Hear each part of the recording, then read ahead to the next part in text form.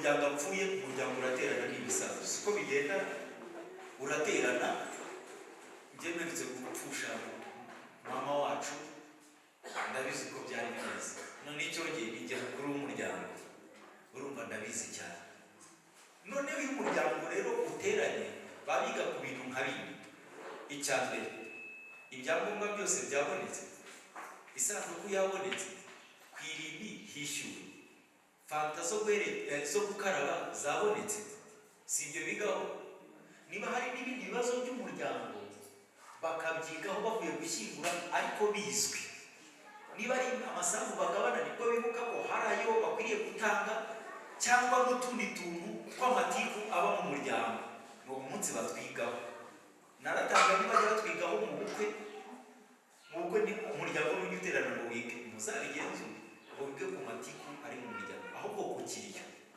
bajya baterana bakiga ku matiku uyu muryango rero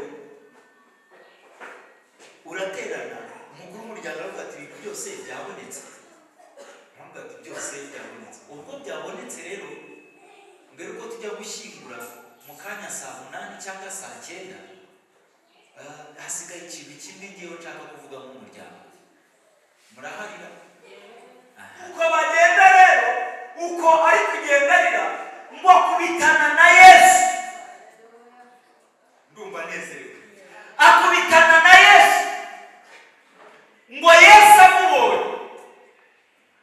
ahuye na Yesu ntanarenga aho ngaho reka manure mu ijambo ry'Imana mu izina rya Yesu kubw'ijambo ry'Imana no kuryizera abantu bari baguteza iminsi babona ko birangiye uri kugana ku irimbi ngo ubishyingure wifurije guhura na Yesu abyivange mukiri mu nzira agira ibintu yivangamo iyo ndwara itarakwica abyivange mu gifite iryo deni abyivange mu bakikuvuga Yesu abyivangemo mu izina ryande abyivangemo mu izina ryande iby'abana abyivangemo iby'amaminerivare abyivangemo iby'iminsi n'ibihe Yesu agire gute abyivangemo kuko niwe ubishoboye guhura na Yesu ku munsi mubi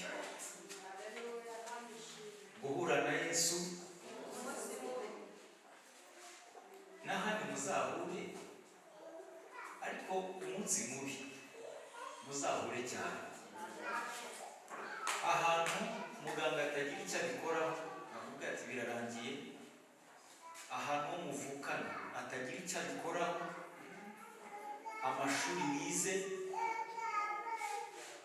nta kintu yabikoraho uburebure ubugufi utafite icyo bugukoraho inzobe cyangwa igikara ufite nta kintu byamara utazana indimi nyinshi ye utanabiterera haleluya ngo icyo kibazo kigende Yesu wenyine ugira ukuntu ageza nubura aho ngaho muzahuje kuko niwe wenyine wagira n'icyarema kikabaho tuzamura ibiganza dushimire Yesu Bwana sifiwe guhura na Yesu ku munsi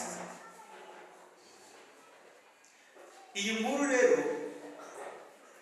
ni inkuru nshaka kuvugaho ku bantu babiri cyangwa batatu gusa abandi tukabihorera cyangwa umwuka nabizana turabavugaho iyo Bibiliya ivuze umupfakazi ntugire ngo ni ibintu bisanzwe oya ahubwo ibiri gusobanura neza uwo muntu ngo imutandukanye n'abandi kuko kuba umupfakazi mu muco w'Abayuda ni ikintu gikomeye ntabwo ari ibintu bisanzwe muri kunyumvara haleluya hari nk'ibintu nka bingahe hari agatabo narindi gusoma kavuga kuri ku muco w'Abayuda sanga hari aho kavuga ku bapfakazi kavuga ngo iyo umugore yashakaga akagira ibyago agapfusha umugabo agapfakara uwo munsi yapfakariyeho yahitaga yambara umwambaro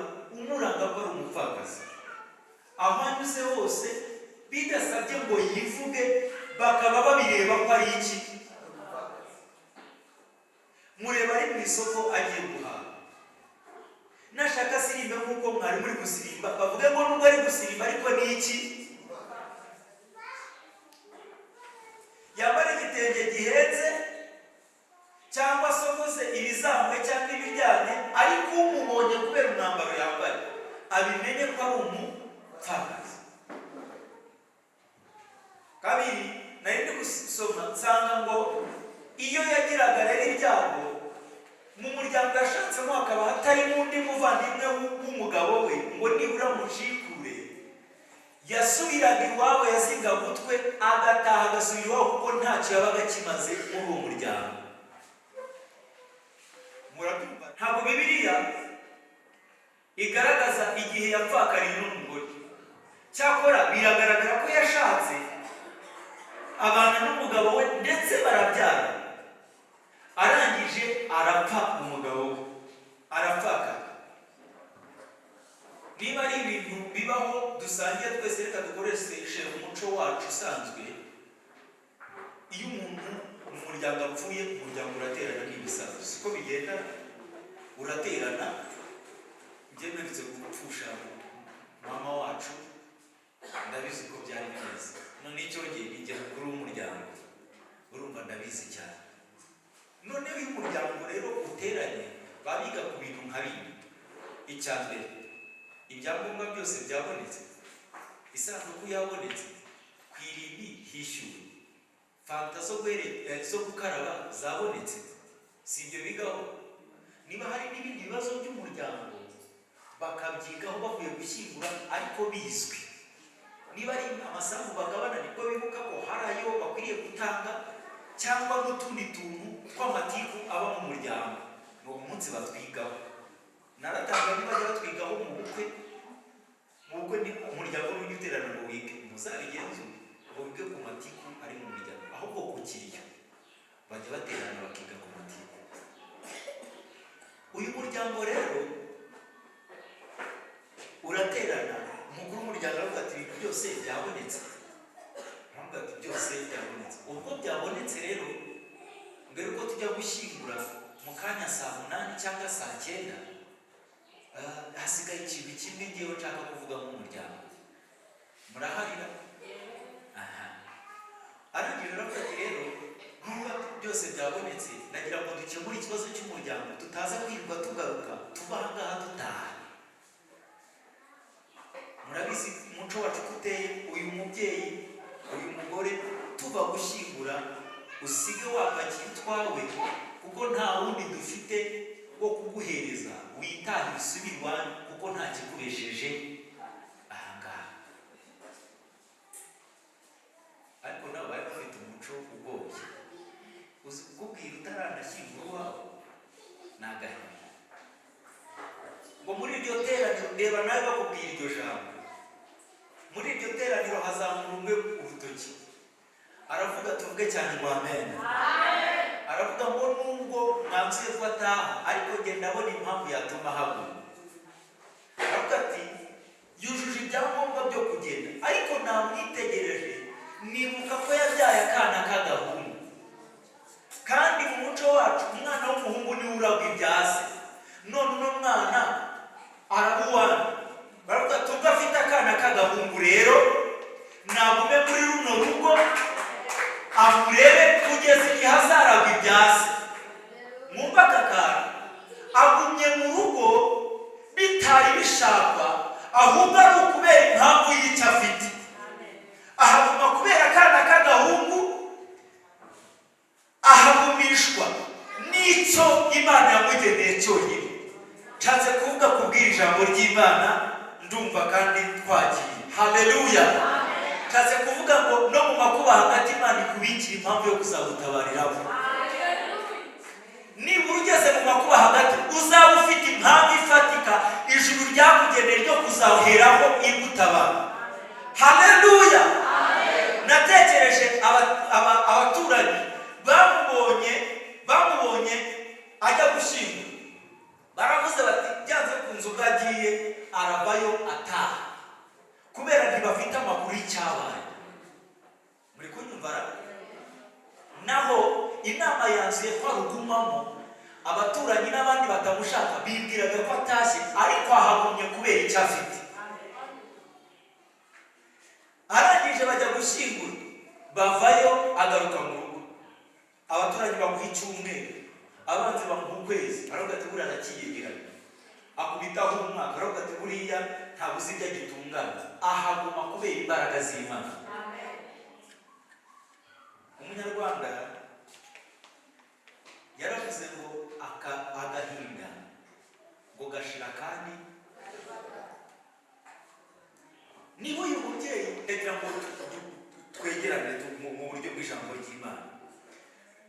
Uyu mubyeyi niba yarari mu murima, niba yarari mu isoko, aho yarari hose, yakira inkuru mbi, inkuru idashimishije, yakira inkuru imubwira ngo ka kana k'agahungu karapfuye.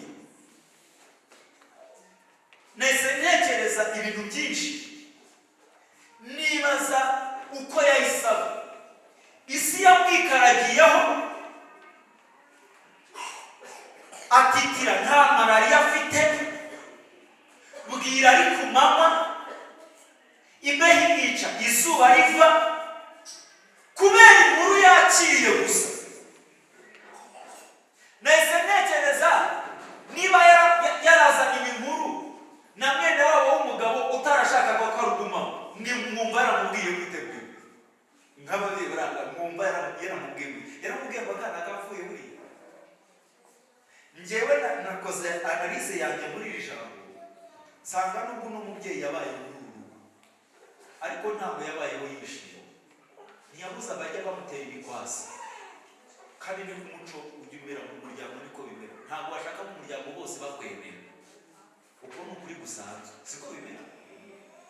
None ndeba niba murebe niba yaragiyeyo, niba mureba yabyibushye nko mu muryango, kugira ngo nahura nawe umuntu aramubwira ngo wabyibushye se, aramubwira ati utabyimba, aramubwira ati iyo kataba kariya kana k'agahungu, aho uri ubu hasi. Murebe yambaye igitenge gishya, aravuga ati ni bya bitoki by'umuhungu wacu, iyo utagira kariya gahungu, aho uri yahoranaga intimba, ariko akanezezwa nuko afite akana k'agahungu. Bwana sifiwe. Bamutangariza ko yapfuye. Umubyeyi biramucanga, umubyeyi bimubana ibibazo. Arangije inama yongera iraterana, banzura ko ataha.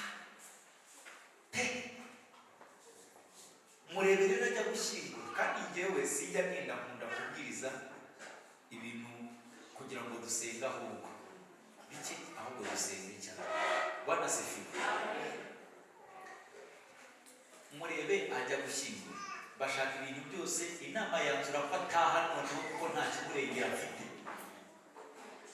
Ngo bamare kwanzura, barahaguruka bajya nk'aho twasomye, bajya gushyingura. Hari ikintu nasomye, uri muco w'Abayuda, umuryango niwo wabanzaga imbere, Rubanda giseseka akaba aribo bazi inyuma bagiye gushyingura. Naho rero uyu muryango wasigaye uryana bagabana imitungo, agenda imbere ari wenyine n'umwana we. Bibiliya yavuze ngo abanyamudugudu benshi ngo baramuherekeza. Uzi impamvu bamuherekeje? Nuko bari bazi amakuru ye kuva ku mugabo wapfa naho ngaho bari bahari. Nese ntekereza hano hari harimo abantu bishimiye ibyabaye, bavuga ati nawe byamugeraho se. Hari harimo abantu bababajwe n'ibyabaye, hari harimo abantu bidafite icyo bitwaye. Siko bijya bigenda. Mureba ajya gushyingura rero, tuvuge cyane ngo amen.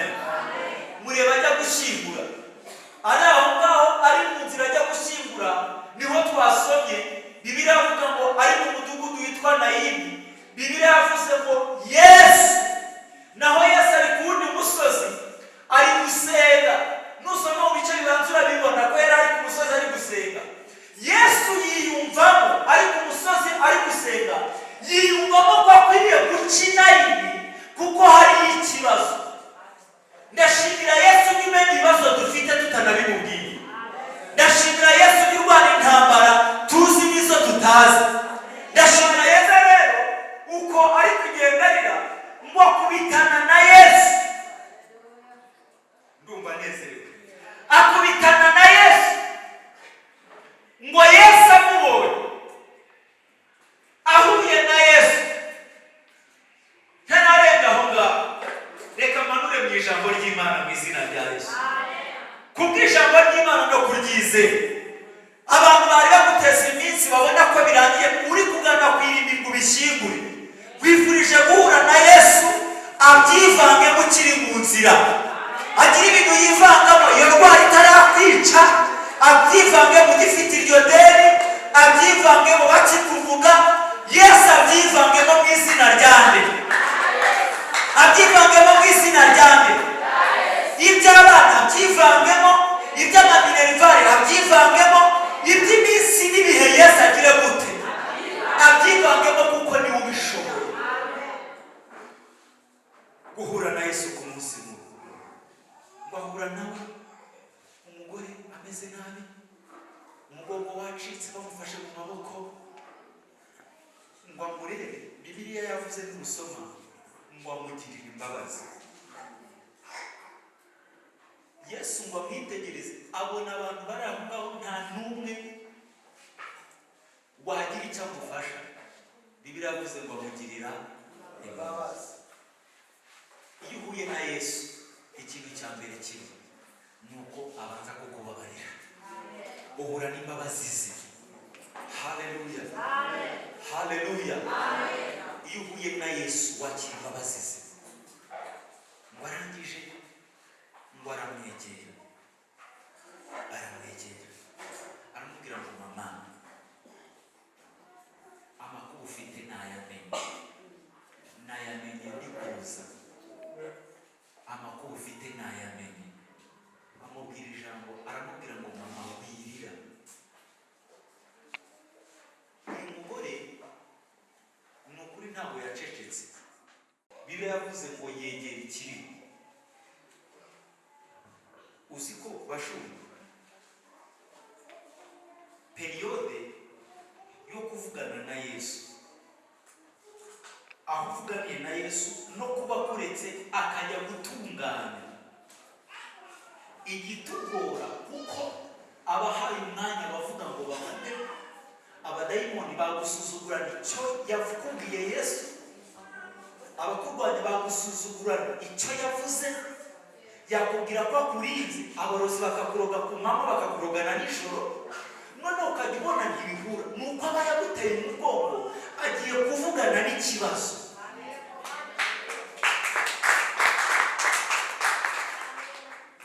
Nubona ukivugana na Yesu umenye ko hakiriho urugendo. Hari igihe azaba acecetse gatoya ajya kugira icyo akora. Bibiliya yavuze ngo abamuretse ajya kugira icyo akora. Reka mpanure nanone mu izina rya Yesu. Kubera ko Yesu yavuze ariko abadayimoni bakabigusuzugurana, kubera ko Satani yagusuzuguye kandi baravuganye n'Imana, ukarwara ijambo ry'Imana wararyakiriye. Yesu agiye kugira icyo akora gishyigikira icyo yavuze. Agiye gushyigikira ijambo rye, agira icyo akora kugira ngo bamenye ko ari iwe mwavuganye. Agiye kwihesha icyubahiro, agiye gukora ibimwitirirwa bingana n'icyo yavuze. Tuvuge cyane ngo amena. Tuvuge cyane ngo amena. Tuvuge cyane ngo amena. Icyambere Imana yacu ntibeshya oya. Icyakabiri imbabazi. Cyagatatu ijambo yivugiye ubwayo.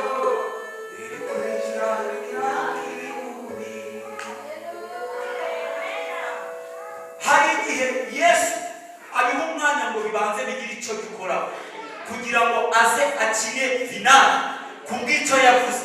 Haleluya. Yari kugera bwe aravuga ngo kubwanjye nzabyikorera, nta kizatuma izina ryanjye rigira gute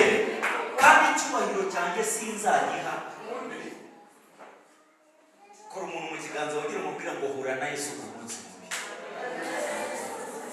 Mubwire ngo hura na Yesu ku munsi mubi. Yesu we, ko mbona mutinda gufashwa. Nuko kongera umukore mu kiganza. Bashoboke n'ukuri muhure na Yesu ku munsi mubi. Ahantu abadayimoni babitegeye neza bazi ko zigiye kubaho, aho ngaho Yesu yigaragaza. Mama, bifurije guhura na Yesu ku munsi mubi. Haleluya, haleluya. Kuba muri mu nzira y'aho bizarangirira, ariko Yesu azabyivangamo. Kora umuntu mu kiganza umubwira ngo Yesu abyivanzemo.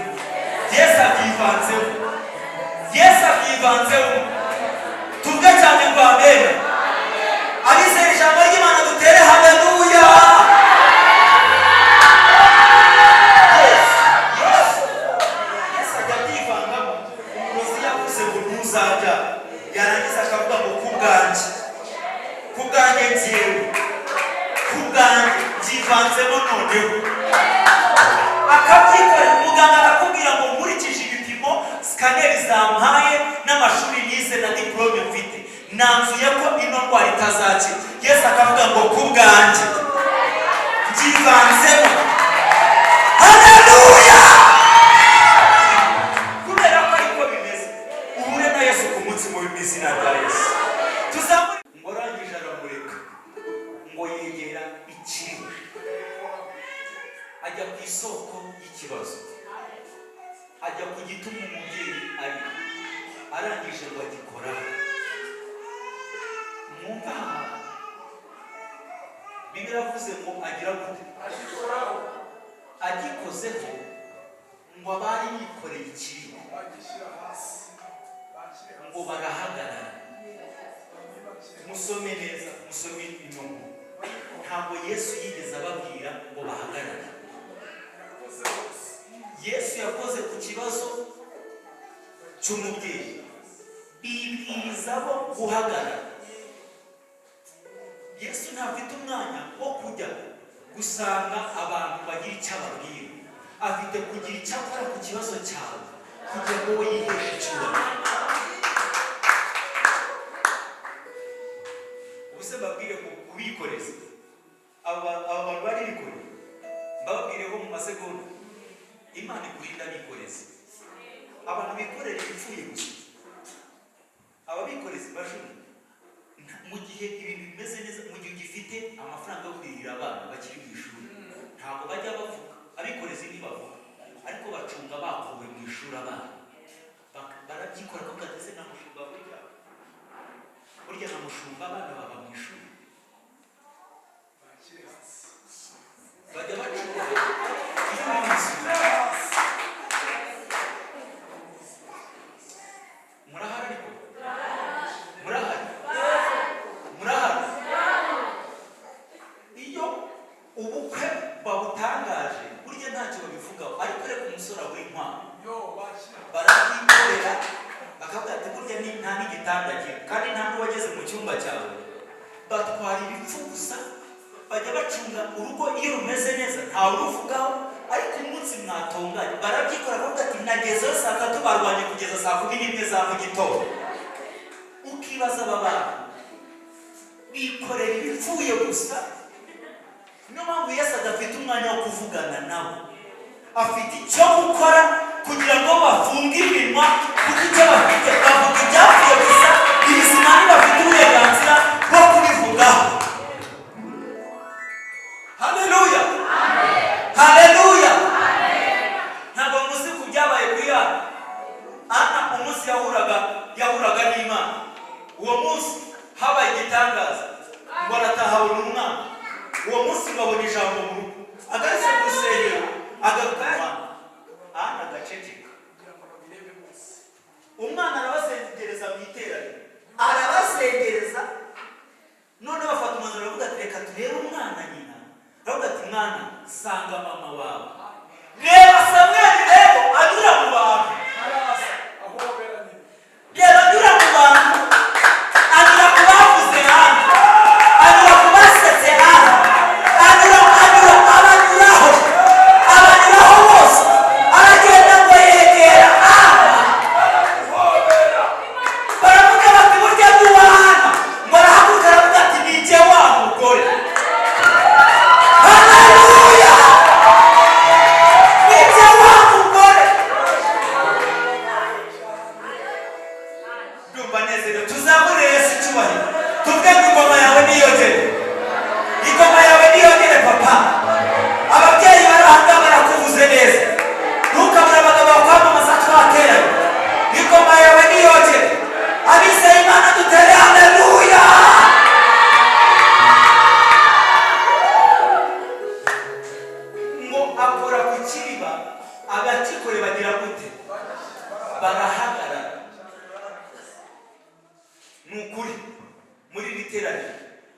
ndagufashe y'ijambo byose bihagarare ku bw'itegeko ry'umwami.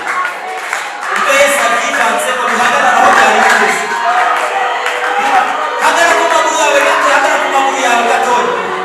Ibihe gasohowe bwira ngo aho wari ugeze ndaguhagaritse kubera ko Yesu abyivanzeho. Bibwira ngo ndaguhagaritse nahuye na Yesu nkoresha itegeko ry'Imana n'ijambo nasabwe. Ndabihagaritse, ndahagarika uburwayi, ndahagarika ubukene, ndahagarika amagambo. Tera haleluya. Ngo bagira ngo barahagarara nimwongere no kwicara kuko ndasohoye. Ijambo ryavuze ngo arategeka, ngo ahamagara umwana aramutegeka. Bibiliya yavuze ngo aramutegeka, ntabwo yamuganirije ahubwo yakoresheje ikintu cyitwa itegeko. Abwira gahungu, arakabwira ngo gahungu ndagutegetse. Yesu agira ibintu ategeka ku buzima bwawe. Yesu agira ibintu ategeka ku buzima bwawe. Yesu agira ibintu ategeka ku buzima bwawe. Agira ibintu ategeka mu bana bawe. Agira ibintu ategeka ku miryango yawe. Agira ibintu ategeka aho ukorera. Agira ibintu ategeka. Arangije ngo arategeka akana. Bibiliya yavuze ntabwo kahagurutse ahubwo ngo karabadutse. Guhaguruka no kubaduka ni ibintu bibiri bitandukanye. Ni ukuri. Ubaduka ni umuntu wari uryamye amasaha akamufata agasanga isaha zamufasha. Uwo muntu ntakaraba, uwo muntu ntajya kwisokoza, uwo muntu afite umwanya wo kwitera fondote. Uwo muntu afite kujya aho akwiriye kujya gusa. Ahaguruka icyo afashe n'icyo. Nuko nguko ntiyita ku bari buze kumureba. Nuko nguko nawe byari yahagurutse ngo ajye kwirukanka. Yesu amufata ukuboko amusubiza. Bibiliya yavuze ngo amufata ukuboko. Mwumva akantu karimo ahangaha ngo amaje ngo akana kamaje guhaguruka ugatangira kuvuga. Uziko nasomye nkasanga ntabwo bashyizemo amagambo yavuze. Ni ukuri ntayo bashyizeho. Uzi impamvu? Ntibabwire bamenere ibanga. Ni uko iki ari igitangaza gikomeje. Nawe ufite amagambo washyiraho, nawe ufite icyo ugiye kuvuga Yesu agukoreye. Ni igitangaza gikomeza, ni igitangaza kidahagarara. Nawe ufite uburenganzira bwo kugira icyo uvuga Yesu avuga, kuko Yesu agize icyo akora. Amufata ukuboko aca mu bantu, aca mu bamuneguye. Umusengere gatoya, umubwire ngo umusengere ntabwo uzi amakuru ahagazemo, ntabwo uzi umunsi agiye kugeramo, ariko umwifurize guhura na Yesu. Yesu agira ikintu ategeka, Yesu agira ibintu ahindura, ubuzima bwawe bugira agaciro mu izina rya Yesu.